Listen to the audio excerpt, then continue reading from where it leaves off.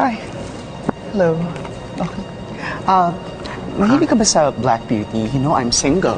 And gusto mo sayawan kita? Parang cute ka. Paupo wala na upuan eh. Ulis ka nga.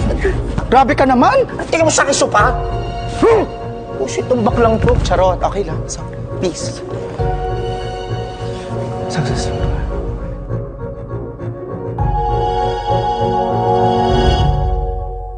Nakarating po sa akin na marami po sa inyo ay nakaranas ng pang-aapi at naging biktima ng isang krimen. Ngunit wala kayong matakbuhan para makamit ang hustisya.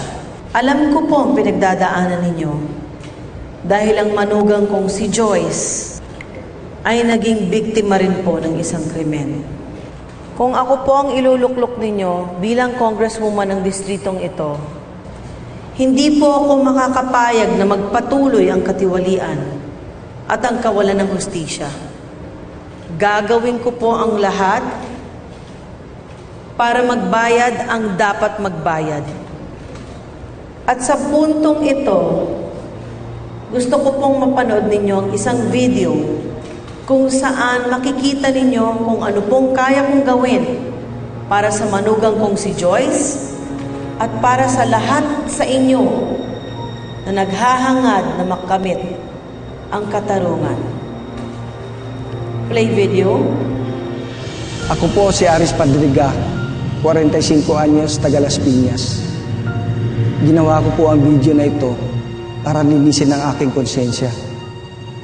Nung nakaraang linggo, binayaran po ako ng 50,000 piso ng mga tauhan ni Alejandra Castillo para magsinungaling at para sabihing ninakaw ko ang lahat ng mga ebidensya laban kay Dr. Christine De Jesus. Hindi po totoo yun. Hindi rin po ako binayaran ni Dr. Christine De Jesus. Stop that video! Sa mga... Stop that video! I said, patayin nyo to!